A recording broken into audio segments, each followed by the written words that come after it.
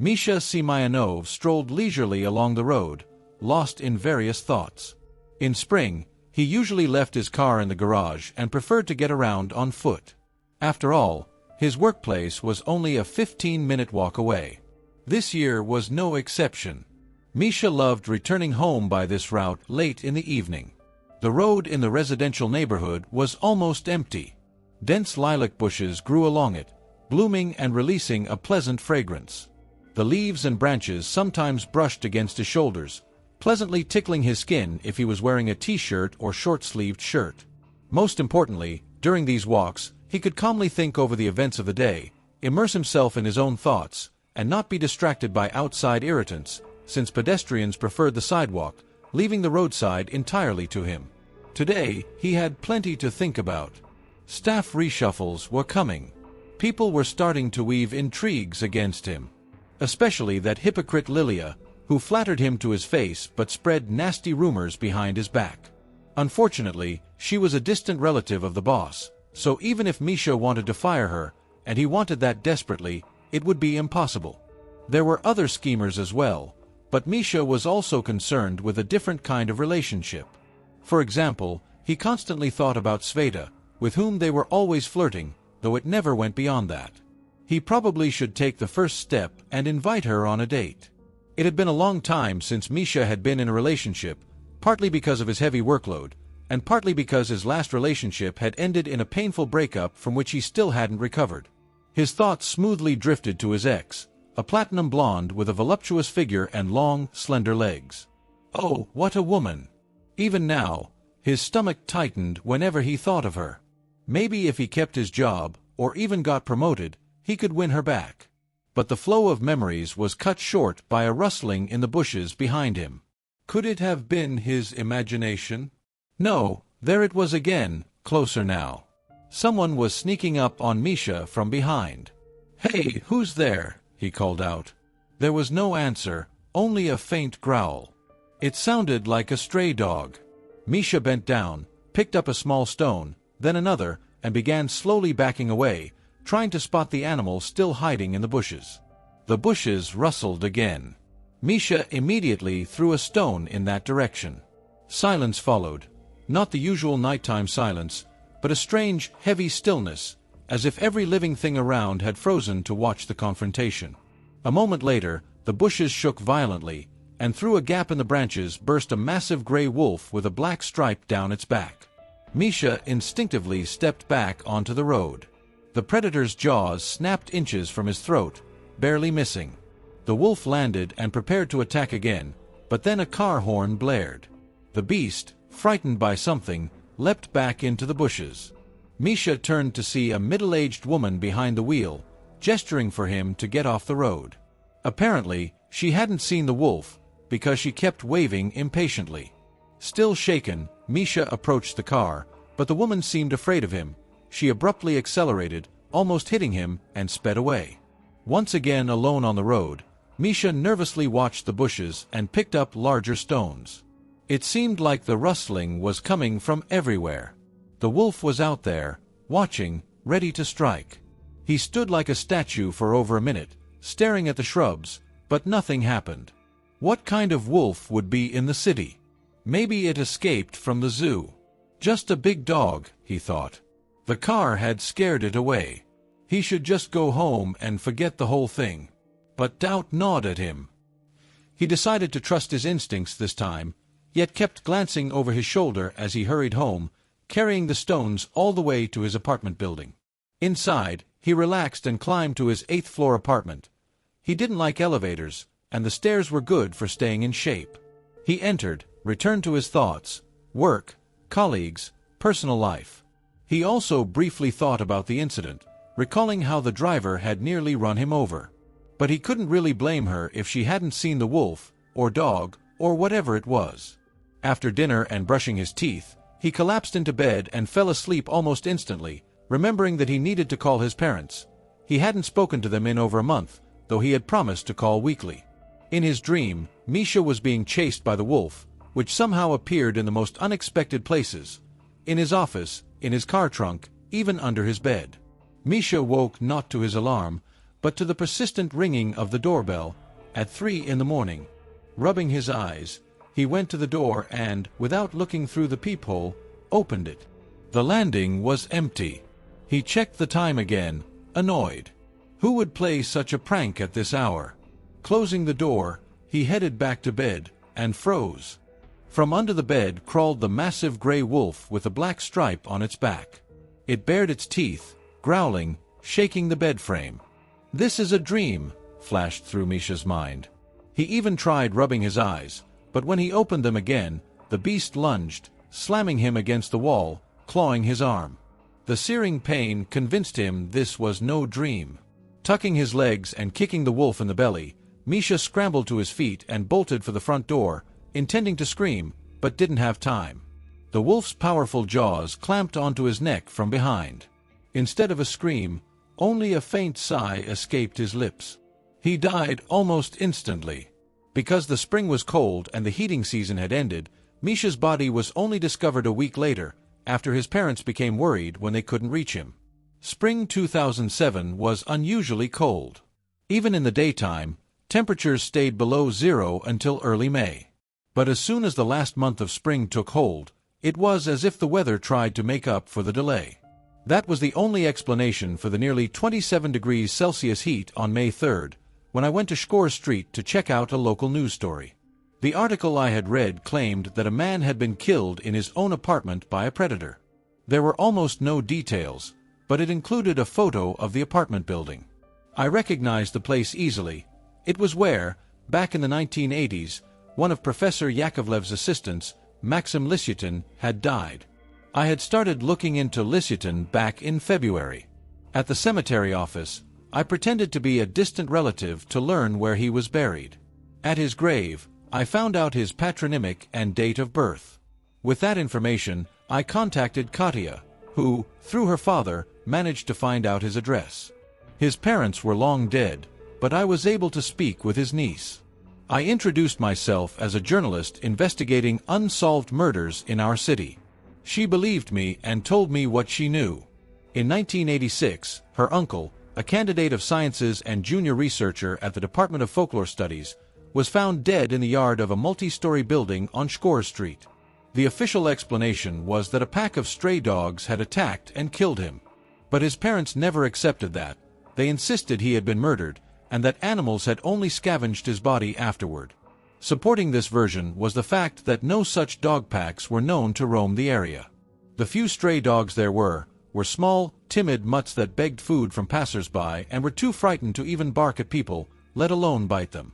His niece didn't know how the case ended, but said that even his former academic advisor, none other than Stanislav Nikolaevich Yakovlev himself, had come to the funeral. She said Yakovlev was grief-stricken, barely holding back tears, and kept apologizing to Lisyutin's parents. I thanked her and later went to Shore Street, but learned nothing new. Most of the old residents had moved away. Only one elderly woman remembered the victim, and she linked it to a maniac killing dogs and cats at the time, dumping their bodies into the ravine behind the building. She also recalled that one man, a quiet fellow named Timofey Vladimirovich, had moved away right after the murder, and that his apartment still stood empty. She didn't suspect him, though, but you never know what people do when they're drunk. Now, years later, I was back on Shore Street, investigating another death, this one inside the victim's own apartment. The body had been found 2 days ago. I planned to speak first with the same old woman from before. I found her easily. She was on a bench, chatting with friends. When she spotted me, her eyes lit up.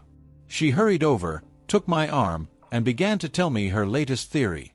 2 weeks ago, she said, Timofey Vladimirovich had returned. And now there was another killing, by a predator. She was convinced he was training wild animals and sicking them on people. When she mentioned a wolf spotted in the ravine, I nearly stopped listening. Memories of 2002 flooded back. She claimed to have told the police everything, and proudly demanded that if she was right, I must write in my article that she, Lyubov Viktorovna Terekova, had identified the killer. I pretended to write it down and left soon after. She was right about one thing. Timofey's return and the death could not be a coincidence. But there was something supernatural here. How could a wolf get into a locked apartment? I decided to handle this alone. Researching in folklore, I learned that in Slavic mythology, the term oberoten, werewolf, could mean someone who could turn into any animal, not just a wolf. Those who turned into wolves were called folkalax or folkadlax. They could be killed by many means, not just silver. Some were cursed innocents, but others were dangerous. Given that at least 2 people had been killed, 1 decades ago, 1 now, it seemed this one was no victim of a curse, but a killer. I would have to kill it, and dispose of the body to avoid weapon tracing. I borrowed a hunting rifle and ammunition from a coworker who was a hunter, pretending it was for clay pigeon shooting. The next day, I took time off work to practice in the forest. The recoil was strong, but I adjusted quickly. From 10 meters, I could hit a wolf. Now I had to decide, kill or wound. If it was cursed, perhaps it could be saved. But the deaths convinced me, this one had to die. I decided to set an ambush in the ravine behind the building. It was littered with trash and reeked of death. There were the remains of cats and small dogs, some fresh, others decomposing. Clearly, something large had been killing them. I hid with my rifle behind a small mound and waited. Night fell. A large wolf with a black stripe appeared, carrying a still-twitching dog in its jaws. I aimed, but a sudden gust of wind swept the ravine.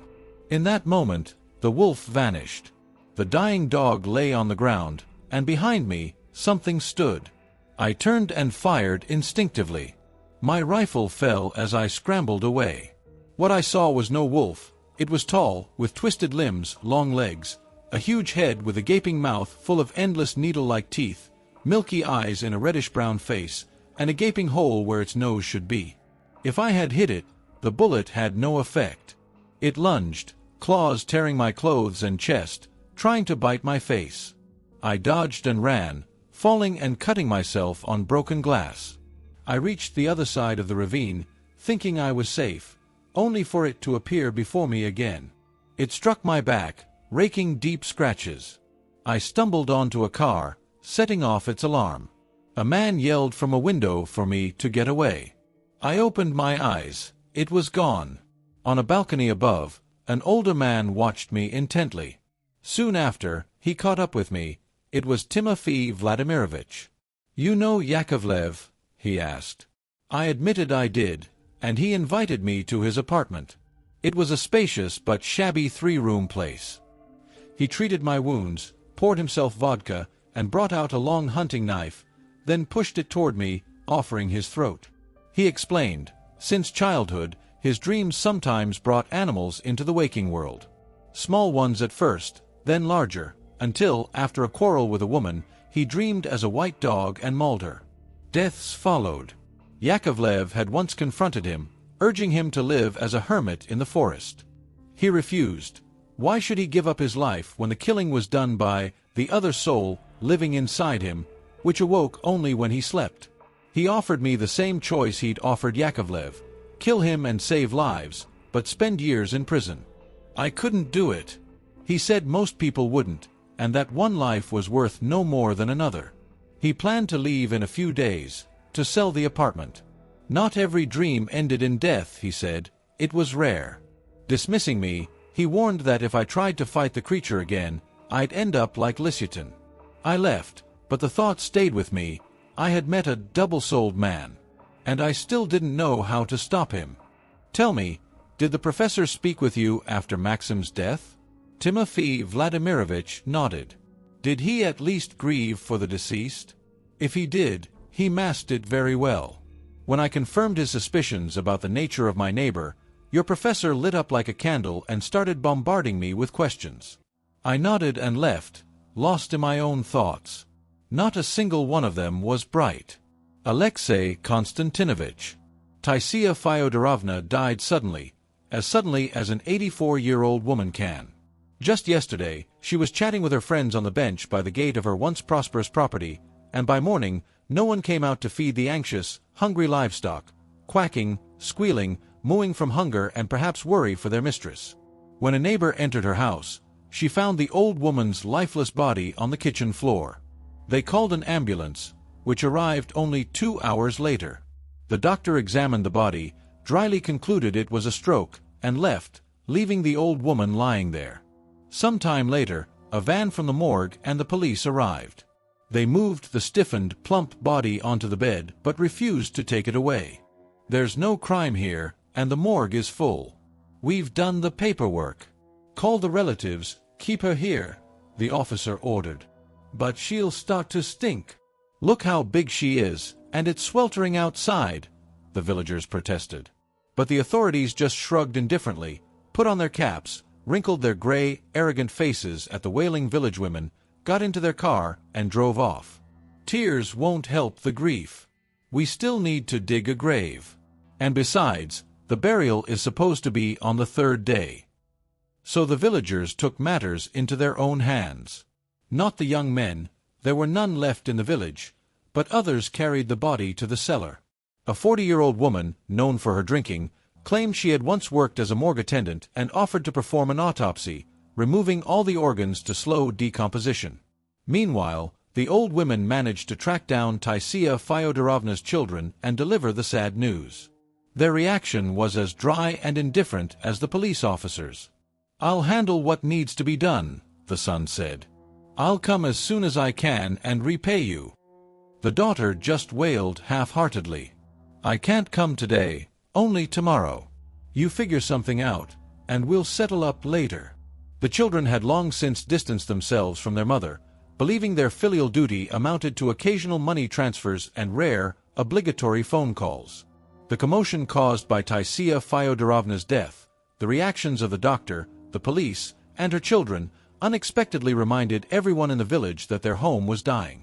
Slowly but surely, the migrants who still fondly remembered their roots would visit in summer, leaving their children with the grandparents. But aside from these occasional young witnesses to the village's decline, the only residents left were either people nearing 50 with nowhere else to go or elderly folks over 70. The children, as children do, reacted to the news of Taisia Fyodorovna's death with curiosity and excitement.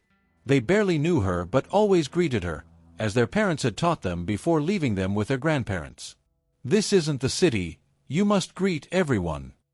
It was this curiosity that led the two bravest boys, 11-year-old Vovka and 10-year-old Vadim, to Taisia Fyodorovna's property. Like partisans sneaking past a German checkpoint, they crawled around, observing everything. And when they heard that the old woman's body would be autopsied right in the house late at night, they were terrified, but it was a special kind of fear. The kind that doesn't make you run but pushes you forward, daring you to stare fear in the face, to peer beyond the veil of reality usually hidden by the fabric of life. They agreed to meet at the old woman's house at sunset. The boys ran off to play with the other kids but kept their word. When the sun began to dip below the horizon, they met in the old woman's garden, easy to sneak into since there were no fences between the properties.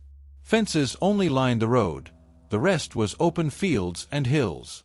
The woman who had volunteered to perform the autopsy returned, not alone but with another friend, who also looked like a heavy drinker.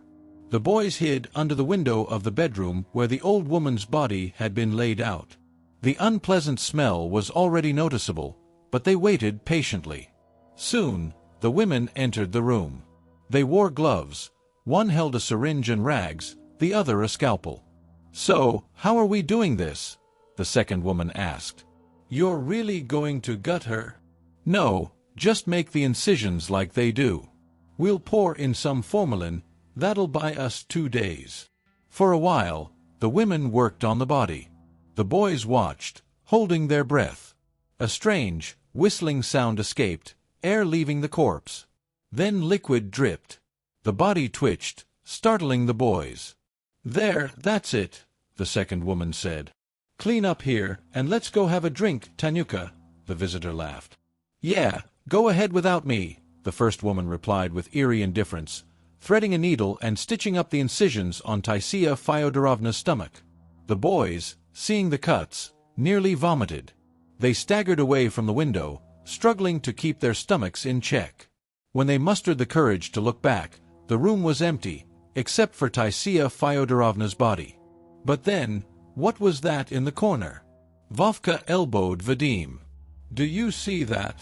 At first, Vadim didn't understand, but when he looked, he flinched.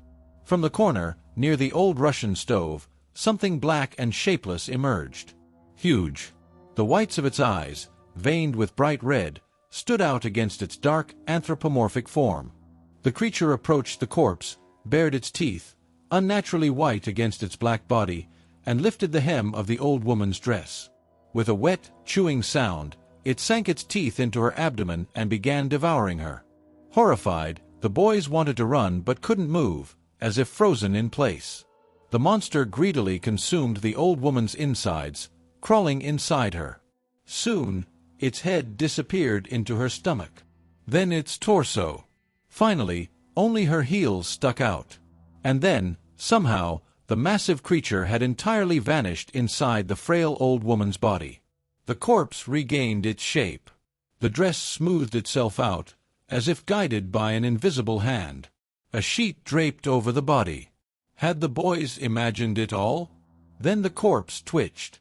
The head lolled to the side, twisting unnaturally toward the window.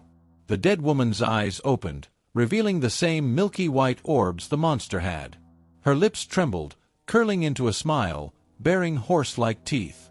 That was too much. The boys screamed and ran. The women, drinking in the kitchen, heard the shouts but dismissed them. "Damn city kids, always causing trouble," one muttered before resuming their gossip. The corpse's head turned back toward the ceiling. Its eyes closed. Its lips sealed. No one would ever guess what now lurked inside the harmless old woman's body. I found Vitokina Valeria, another of the professor's assistants mentioned by Sasha, completely by accident. Though, given what followed, I'm not sure it wasn't fate. While reviewing property documents for a wiring job, I spotted the surname Vitokin. The owner's name was Alexei Sergeyevich, but since the surname was uncommon, I called him and asked about Valerie. Turned out, it was his brother, who had lived in a village with their mother for the last decade. I didn't press further. Said it was probably just a coincidence. But through neighbors, I learned where Alexei had moved from and eventually tracked down his brother. I decided not to tell Katya anything. Last time, I was nearly killed. This story might be just as dangerous. Unlike the professor, I wouldn't forgive myself if something happened to her. But I had to see Vitokin. He was the only surviving assistant. The other two had vanished, and the third's death was already as clear as it would ever be. Vitokin might shed light on what kind of man the professor really was. I drove to the village the first chance I got. The city had been sweltering, but as I neared the village, the weather turned. By the time I arrived, a storm was raging, black sky, rain like a waterfall, darkness as if it were night. The dirt road was washed out. I nearly got stuck twice. Then, finally, the village appeared. My headlights caught an old woman by the roadside, horrifying to look at. Wearing a housecoat, arms crossed over her chest, palms on her shoulders. Her face was frozen in a grin more like a snarl. Soaked, her hair hung in thin, tangled strands. I slowed, rolled down the window. "Granny, need a ride somewhere?" She turned her glassy eyes on me, studying me silently. I drove on, unnerved. The village wasn't abandoned, the houses and yards were maintained, but everything was old. Worse, not a single window had light. Maybe the storm had knocked out power? I considered knocking on a random door, but then I saw it, a well-kept white house with a tiled roof, its yard paved. Electric lights blazed inside like a beacon. I pulled over. A man ran out, shouting something. I killed the engine to hear him. "Don't turn it off," he yelled, throwing his hands up as he reached my car. "Why'd you turn it off?" "I was shouting." "I didn't hear you. Why can't I turn it off?" "Try starting it now," he snapped. I did. Nothing. Again. Still dead. "It won't work," he said, softening. "Come to the community center. I'll explain there." Inside, the place was packed. Mostly adults over 40, a few kids, but no one between 15 and 30. "Too late," the man announced to the others before turning to me. "I'm Seryoga Kiselev. Things here are bad." He looked worn, mid-40s at most, but exhaustion aged him. Slava Sherbakov, I introduced myself. What's going on? The dead are walking the village, a boy blurted. Quiet, someone hissed. He's telling the truth, another boy insisted. Me and Vadim saw Aunt Taika move her head, and something crawled inside her. Now I noticed the fear in everyone's eyes. This wasn't just about the storm. Seryoga sighed. 2 days ago, Taisia Fyodorovna died. Then others started dropping. A few hours later, they got up and started walking around. The boys tried filming it, but no electronics work. No calls, no cars starting, nothing. I remembered the old woman by the road. Her crazed stare. A chill ran through me. Where are the bodies now? All at Taisia Fyodorovna's place. What's the plan? No idea. If the storm keeps up and the power goes out, we're screwed. Who are you, anyway? Why'd you come? Construction company. Looking for Valery Vitakin. Paperwork issue with his brother's apartment. Seryoga didn't blink. Valerka's dead. Hung himself after his mom died. He kept calling some city professor. Said the guy promised to help if something like this ever happened. When his mom dropped dead, Valerka lost it. Called the professor again. No answer. So he hanged himself. They'd left his body hanging in his house. I needed to see it. Seryoga warned me it was dangerous, but I went anyway. The rain had eased, but the sky was still black. I clutched a tire iron, scanning every shadow for movement. The house was small, cozy. A candle flickered inside. I jumped the fence, landed in a puddle, and approached. Then I felt it, someone watching me. I turned. The same old woman stood at the edge of the road, arms crossed, feet sunk in mud up to her knees. I hurried inside. And there he was, Valery Vitakin, hanging from a beam, one leg and a stump swaying. His tongue lolled out, blue-green, like a rotting slug. At my feet, a crumpled note. In my death, I blame Professor of Folklore Stanislav Nikolaevich Yakovlev. You gave your word and broke it. Damn you. I had my answer about the professor. Now, more pressing questions remained. I pocketed the note, grabbed the dying candle, and searched the house. Old furniture, an 80s TV, a radio, flowers on the windowsill, bookshelves. One book caught my eye. Russian folk tales. I flipped through it, finding stories about the dead, witches. One in particular stood out, a tale of an old witch who made a strange request before death. Then two things happened at once. A shiver ran down my spine. And the window shattered. The old woman's twisted face pressed against the broken glass, staring in. I dropped the candle, grabbed the tire iron, spun around. But she was gone. I bolted back to the community center. The rain had stopped, but the air was thick with tension. The villagers eyed me with suspicion. I know how to save us, I announced. We need to boil a large vat of water. Bring buckets. Take me to the house with the dead. Gather strong men, give them aspen stakes. I explained the folktale I'd read and my plan. They listened. A fire was lit outside. A huge vat was brought, water boiled. Seryoga and 2 others volunteered. By evening, the storm cleared. We carried 6 buckets of scalding water into Taisia Fyodorovna's house. 7 bodies lay inside. I recognized the old woman from the road, the one who'd tried to break into Vitakin's house. Now, she looked different, stiff, mouth slightly open, eyes closed, face blue. Start with her, I said, pouring boiling water over the corpse. Nothing. I moved to the next. Nothing. The 3rd, 4th, 5th. Same result. The water was still scalding hot. I asked for fresh buckets. Only Taisia Fyodorovna and a large, wart-covered woman remained. I poured boiling water on the wart-covered corpse. Nothing. Frustrated, I grabbed the last bucket and turned to Taisia Fyodorovna. Her corpse jerked upright, shrieked, and lunged at me. I barely dodged, splashing the water on her. She howled, knocked me down, and bolted past the stunned men. "After her!" I yelled. No one moved. I ran outside. Taisia Fyodorovna's body lay in the yard, deflated. Just skin and bones. Then, music. Seryoga's phone rang. Mine turned on. The spell was broken. I didn't wait for thanks. I ran to my car and drove away, still unsure what had really happened in that village.